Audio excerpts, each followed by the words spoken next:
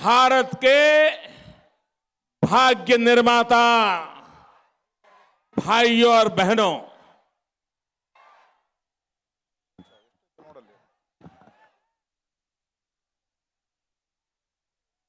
कल रात भर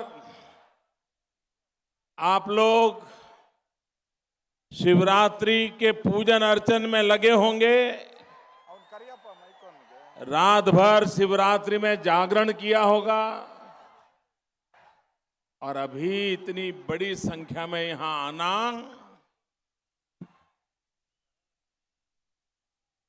मैं मानता हूं ये गुलबर्गा के जीवन की ऐतिहासिक घटना होगी।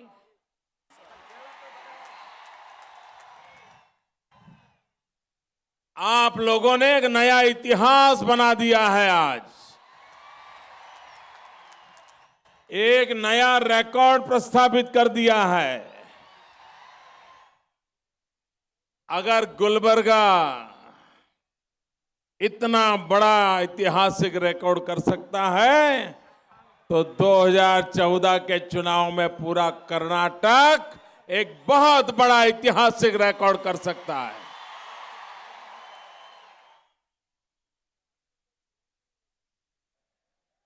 भाइयों बहनों, हेलो हेलो, यहां से मैं देख सकता हूं,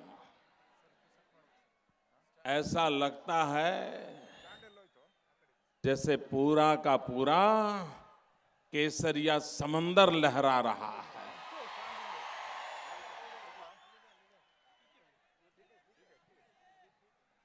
क्या अद्भुत दृश्य पैदा किया है आप लोगों ने।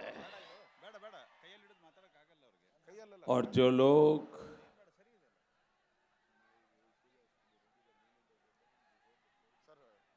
भारतीय जनता पार्टी की आलोचना करते हैं, भांति भांति के विश्लेषण करते हैं, समीकरण बनाते हैं, अगर उनको जनता का मूड कैसा है ये अगर देखना है तो जरा हेलीकॉप्टर लेकर के यहां चक्कर लगा के देख ले। भाइयों बहनों,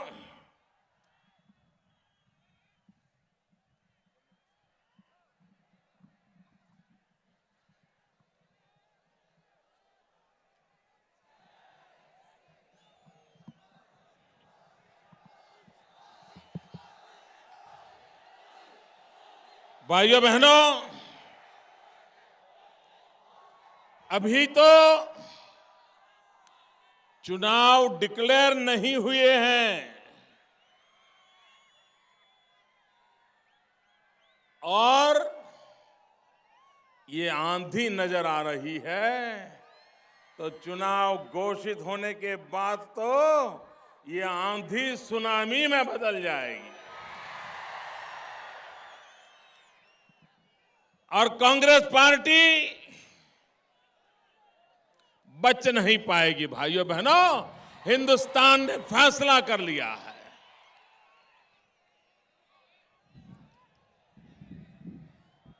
इस चुनाव में कांग्रेस पार्टी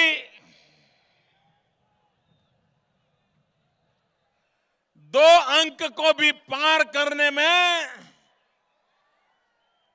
उसकी आंखों में पानी आ जाएगा, पानी आ जाएगा। मित्रों,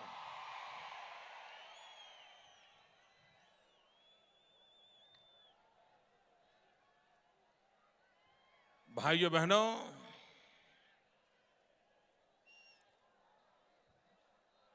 ये कांग्रेस पार्टी की ऐसी दुर्दशा क्यों हुई?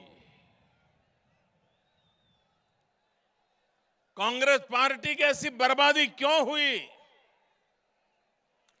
इनकी बर्बादी इसलिए हुई क्योंकि उन्होंने देश को बर्बाद किया है। अगर देश को बर्बाद न करते तो कांग्रेस पार्टी की बर्बादी नहीं होती। ये कांग्रेस पार्टी अपने पापों के कारण अब मिटने वाली है और देश की जनता बराबर समझ चुकी है कि हमारी जो मुसीबतें हैं, उन मुसीबतों का कारण कोई सरकार नहीं है। इन मुसीबतों का कारण सरकार में बैठी हुई कांग्रेस पार्टी है। भाइयों बहनों, आप मुझे कहिए, आप मुझे जवाब देंगे? मेरी बात समझ में आएगी? आप मुझे कहिए भैया, लोकतंत्र में जब चुनाव आते हैं तो चुनाव में राजनीतिक दलों ने अपने काम का हिसाब देना चाहिए। जरा जोर से बोलो। राजनीतिक दलों ने अपने काम का हिसाब देना चाहिए। विपक्ष में है तो विपक्ष का हिसाब देना चाहिए। सरकार में है तो सरकार के काम का हिसाब देना चाहिए। कांग्रेस पार्टी ने अपने 10 साल के काम का हिसाब देना चाहिए। अभी कुछ दिन पहले मैडम यहां आए थे।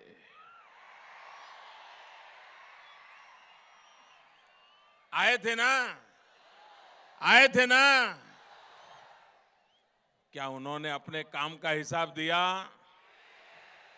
दिल्ली सरकार ने देश को बर्बाद किया, इसका जवाब दिया? महंगाई बढ़ रही है, इसका जवाब दिया?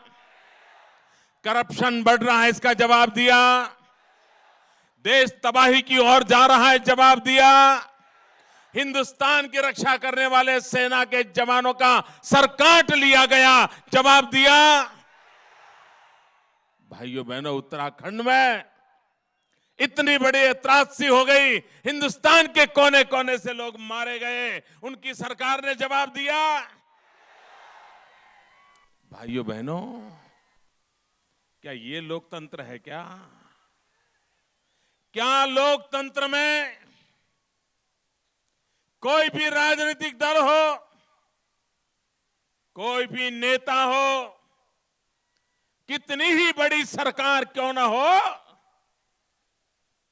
लोकतंत्र में चुने हुए प्रतिनिधियों की, राजनीतिक दलों की जिम्मेवारी होती है कि वो पाई पाई का हिसाब दें, पल पल का हिसाब दें। क्या किया,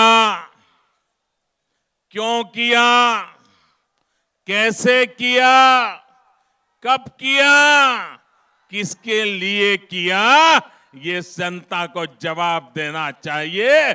लेकिन ये कांग्रेस पार्टी, इनका अहंकार 7वें आसमान पर चढ़ा हुआ है। वे देश की जनता को जवाब देना अपना दायित्व नहीं मानते हैं। भाइयों बहनों, मैं इस बार देश की जनता से प्रार्थना करता हूं, कांग्रेस के वादों पर भरोसा मत करना। कांग्रेस की बातों पर भरोसा मत करना। उनके नेताओं पर भरोसा मत करना और उनकी नीयत पर भी कभी भरोसा मत करना।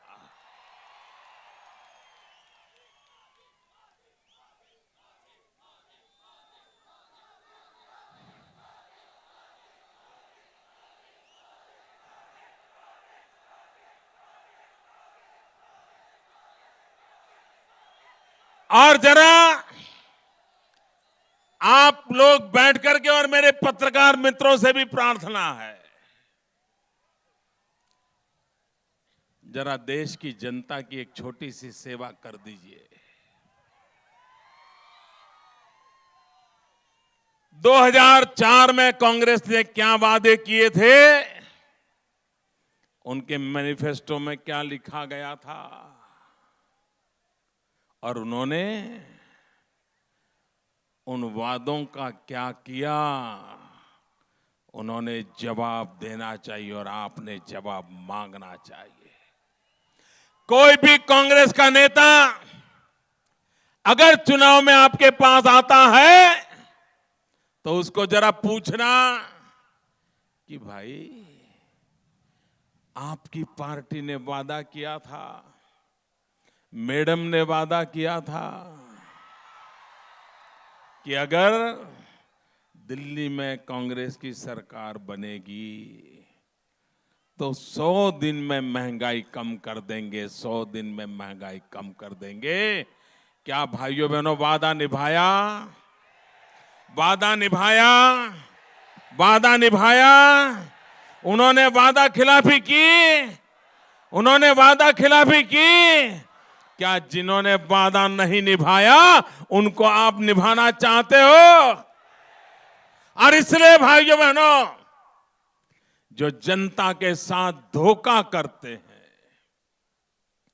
जो जनता की पीठ पे छुरी भोंकते हैं, ऐसे लोगों पर कभी भरोसा मत करना। भाइयों बहनों, काम करते करते गलतियां भी होती हैं, काम करते करते 2-4 काम रह भी जाते हैं, लेकिन अगर ऐसा होता है तो जनता के बीच में जाकर के हम कहते हैं कि भाई ये मैंने पिछली बार कहा था, थोड़ी तकलीफ है, नहीं कर पाया, मुझे एक बार अवसर दो, मैं ठीक कर लूंगा। कहना चाहिए कि नहीं कहना चाहिए? ये भी नहीं कहते। इनका अहंकार 7वें आसमान पर पहुंचा हुआ है और इसलिए वो इतना भी कहने के लिए तैयार नहीं है। भाइयों बहनों, ये कांग्रेस पार्टी आज हमें सरदार वल्लभ भाई पटेल की याद आती है।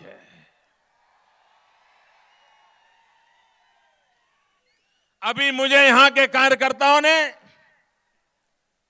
विश्व का सबसे ऊंचा स्मारक बनने जा रहा है सरदार वल्लभ भाई पटेल का, स्टैच्यू ऑफ यूनिटी, उसके लिए गांव से एकत्र किया हुआ लोहा का एक प्रतीक दिया मुझे। मैं इस इलाके के सभी गांव के किसानों का आभारी हूं कि कर्नाटक के गांव गांव से सरदार वल्लभ भाई पटेल के स्टैच्यू के निर्माण के लिए हर गांव से किसान ने खेत में उपयोग किया हुआ औजार मुझे भेंट में दिया है। मैं आपका आभारी हूं। लेकिन ये सरदार वल्लभ भाई पटेल का स्टैच्यू हम क्यों बना रहे हैं? आप मुझे बताइए मेरे गुलबर्गा के भाई। देश 1947 में आजाद हुआ, 1947 में आजाद हुआ, लेकिन आपका गुलबर्गा कब आजाद हुआ था? 1947 में देश आजाद हुआ, तब गुलबर्गा आजाद नहीं हुआ था। ये तो सरदार वल्लभ भाई पटेल में दम था कि उन्होंने निजाम को झुकाया और हमारा गुलबर्गा बच गया।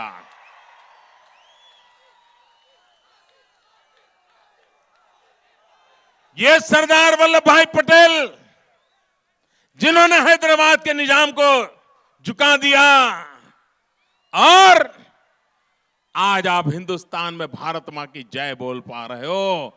अगर सरदार वल्लभ भाई पटेल न होते तो हैदराबाद जाना होता, गुलबर्गा जाना होता तो पाकिस्तान का वीजा लेना पड़ता, वीजा लेना पड़ता। भाइयों बहनों, सरदार वल्लभ भाई पटेल उस कांग्रेस का प्रतिनिधित्व करते थे जो जोड़ना जानती थी, देश को एक करना जानते थे, राज्यों को मिलाने का काम करते थे। लेकिन ये 10 नंबरी गांधी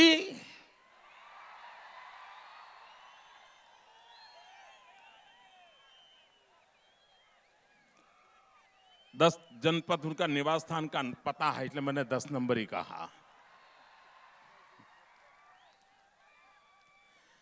ये 10 नंबरी गांधी यहां तेलुगु भाषी लोग भी बहुत रहते हैं। भाइयों बहनों,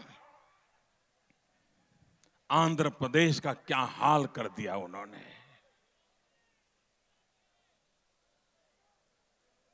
भाइयों बहनों, तेलंगाना का निर्माण हो ये हम भी चाहते थे। सीमांध्र का भला हो ये हम भी चाहते हैं। लेकिन भाइयों बहनों, ये कांग्रेस पार्टी ऐसी कैसी डॉक्टर है जो बच्चे को तो जन्म दे लेकिन मां को मार दे।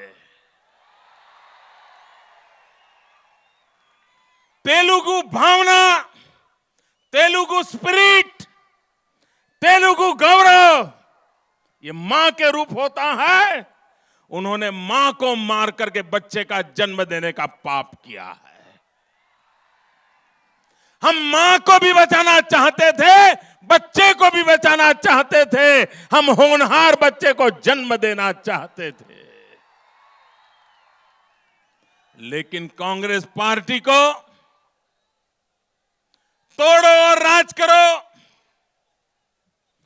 बांटो और वोट बैंक भरो, इसी का खेल था। मैं तेलंगाना बनने पर तेलंगाना बनाने वालों को बधाई देता हूं। सैकड़ों लोगों ने शहादत की है। सैकड़ों लोगों की शहादत पर तेलंगाना बना है। ये कांग्रेस के कारण तेलंगाना नहीं बना है।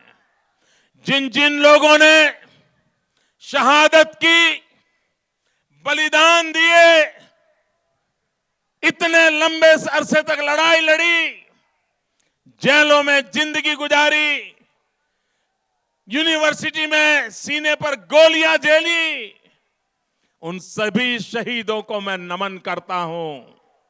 और आज तेलंगाना आगे बढ़े, हमारी शुभकामनाएं रहेगी और हमारी जिम्मेवारी भी रहेगी।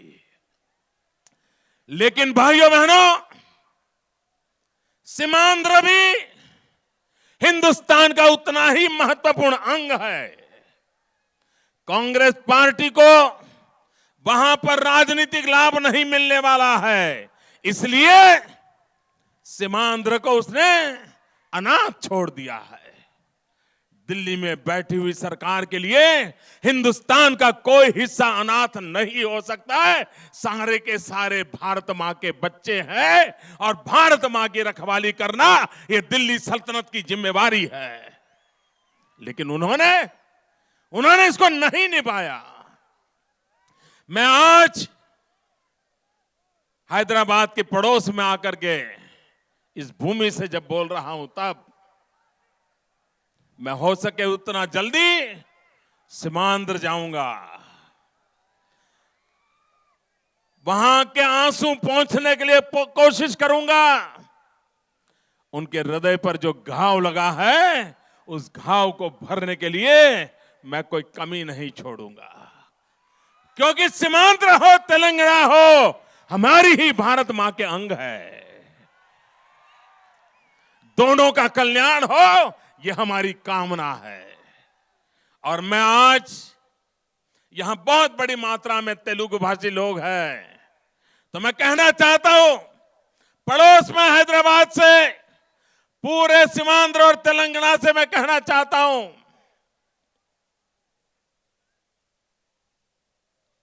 पिछले कई वर्षों से आपके साथ जो जुल्म हुआ है, उस जुल्म को मैं भली भांति समझता हूं।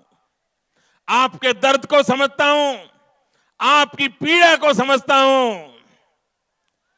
100 दिन का सवाल है। देश की जनता इस दिल्ली की विभाजनकारी राजनीति करने वाली कांग्रेस पार्टी को उखाड़ करके फेंक देगी। और आपके कल्याण के लिए हम कहीं पीछे नहीं रहेंगे, ये मैं आपको विश्वास दिलाना चाहता हूं। भाइयों बहनों, कर्नाटक बहुत तेजी से आगे बढ़ रहा था, लेकिन क्या हालत हुआ? क्यों विकास नहीं हो रहा है? क्यों प्रगति नहीं हो रही है? कर्नाटक के कई इलाके हैं जिसके विकास के लिए आज भी बहुत कुछ करने की आवश्यकता है। लेकिन भाइयों बहनों, न कर्नाटक में बनी हुई नई सरकार, मतलब पता नहीं, अभी भी तो वो फूलमाला ही पहनते घूम रहे हैं। पता नहीं क्या बड़ा, अरे भाई काम करो ना, बहुत फूलमालाएं हो गई, बहुत बहुत सम्मान हो चुके, इतने महीने हो गए, लेकिन कुछ तो करो सरकार के लिए। रेल मंत्री की रेल ठप पड़ी है और मुख्यमंत्री का कारोबार ठप पड़ा है मित्रों। ऐसे लोग, अब उनसे आप भरोसा नहीं कर सकते। भाइयों बहनों, कांग्रेस पार्टी की दूसरी पहचान है वोट बैंक की राजनीति। कांग्रेस पार्टी की दूसरी पहचान है भ्रष्टाचार की राजनीति।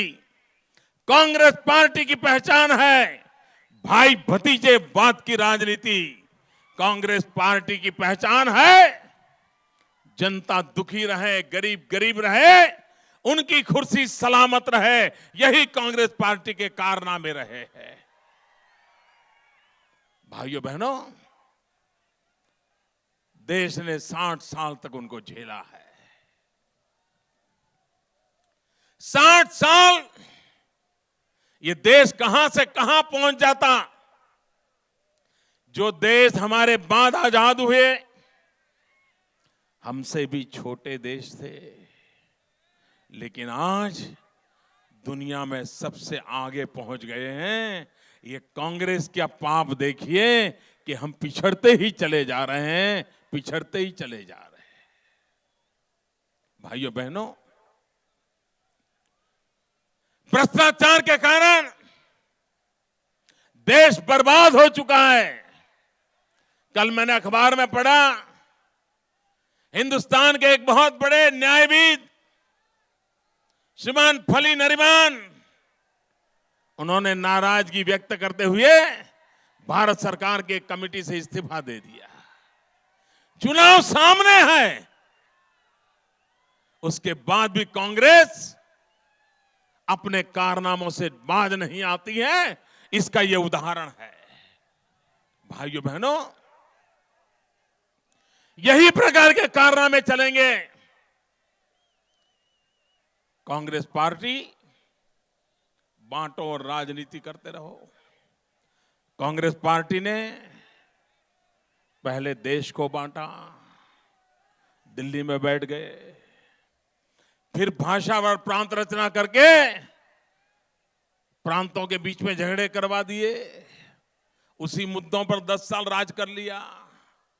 राज्य बन गए तो पानी के झगड़े पैदा कर दिए। ये नदी का पानी कहां जाएगा, ये इधर कितना जाएगा, उधर कितना जाएगा, कौन कितना पानी उपयोग करेगा, लड़ते रहो। और दिल्ली में मौज करते रहे, पानी पे लड़ा दिया, गांव और शहर को लड़ाया, दलों में टुकड़े करवा दिए। अरे कांग्रेस पार्टी के भी A to Z इतनी सारी पार्टियां कांग्रेस की तुड़ तुड़ करके निकल गई। दल को तोड़ो, देश को तोड़ो, दिल को तोड़ो, लोगों को तोड़ो, तोड़ो ही तोड़ो, यही उनका काम चला है मित्रों। भाई भाई के बीच में दीवार कराना, यही कांग्रेस पार्टी का कारनामा रहा है।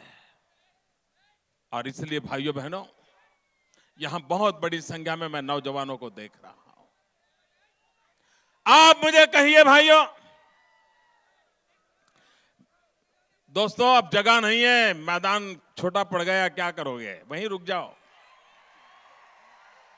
आगे आने की कोशिश मत करो भाइयों। इतना बड़ा मैदान भी छोटा पड़ जाए, मैं क्या करूं भाइयों। लेकिन गुलबर्गा के भाइयों बहनों, मैदान भले छोटा पड़ गया हो, मोदी का दिल छोटा नहीं है। आप मोदी के दिल में बैठे हैं। यहां जगह हो या ना हो, मेरे दिल में आपके लिए भरपूर जगह है मेरे भाइयों बहनों।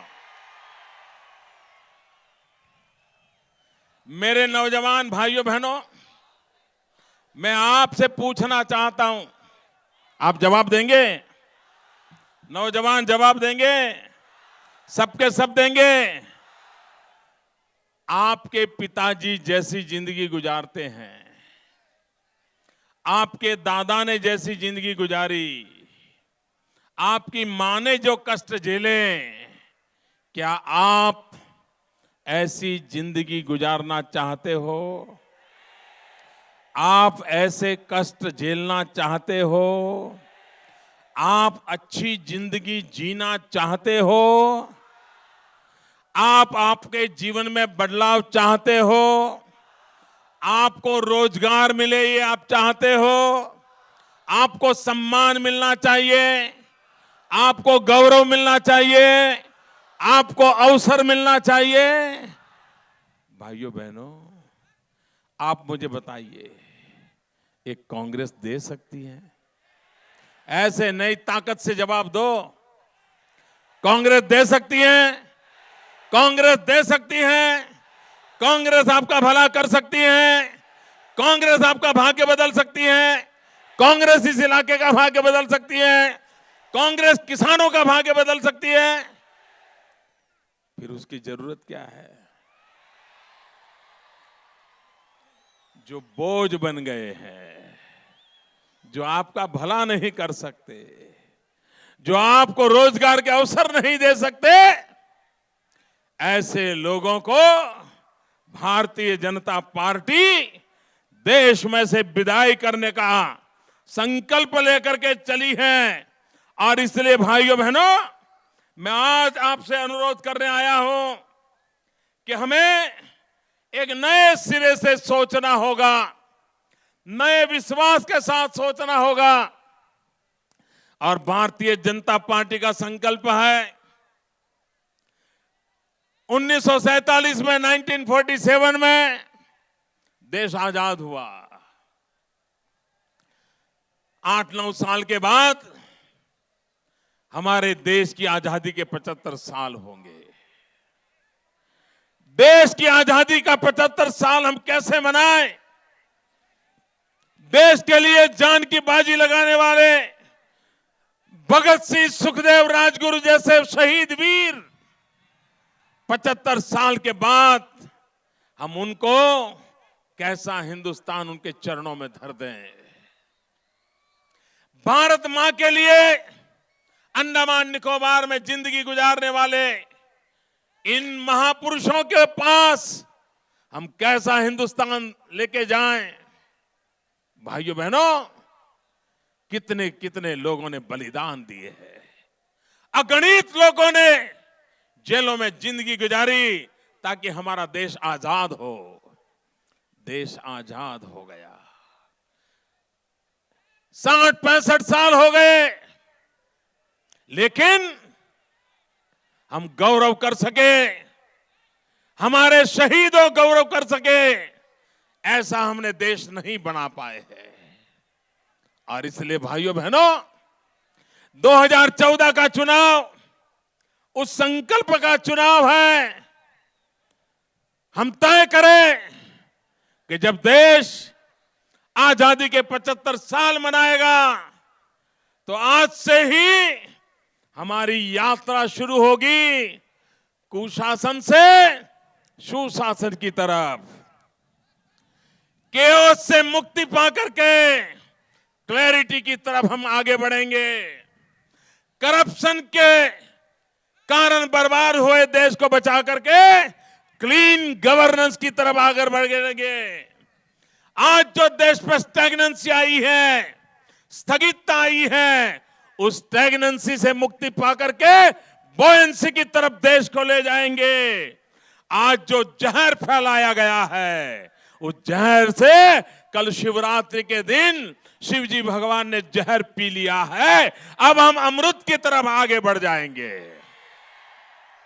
भाइयों बहनों, अब देश ज्यादा इंतजार नहीं कर सकता है। और इसलिए आपने मुझे जो प्यार दिया है, आपने मुझे जो आशीर्वाद दिए हैं, मैं आपको विश्वास दिलाता हूं,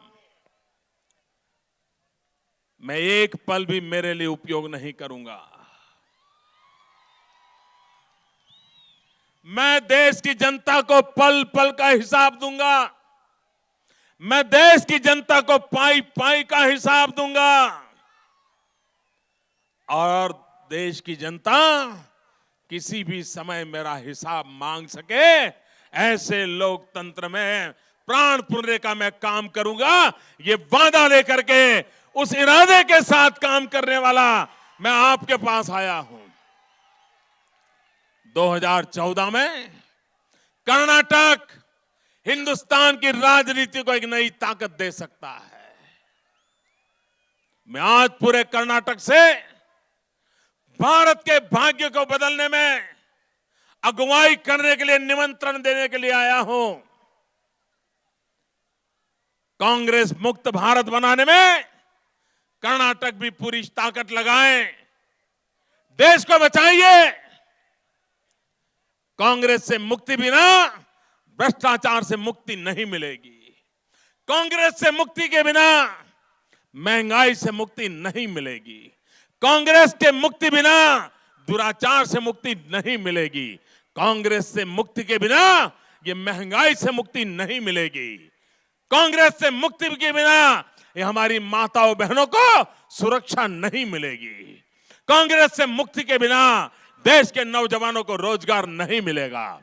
और इसलिए भाइयों बहनों, अगर गांव का भला करना है, किसान का भला करना है, गरीब का भला करना है, तो सबसे पहली एक उपाय यही है कि देश में से कांग्रेस को मिटाओ। कांग्रेस से देश को मुक्त करो। भाइयों बहनों, इतनी बड़ी संख्या में आए, मैं आपका बहुत बहुत आभारी हूं। पूरी ताकत से मेरे साथ बोलिए, भारत माता की। दोनों मुट्ठी बंद करके पूरी ताकत से बोलिए। ये सारे टीवी कैमरे वाले अब आपकी तरफ देखने वाले हैं। ऐसे बढ़िया भारत मां की जय बुलाइए, भारत माता की। दोनों मुट्ठी बंद करके बोलिए, भारत माता की, भारत माता की। वंदे वंदे वंदे वंदे वंदे वंदे वंदे।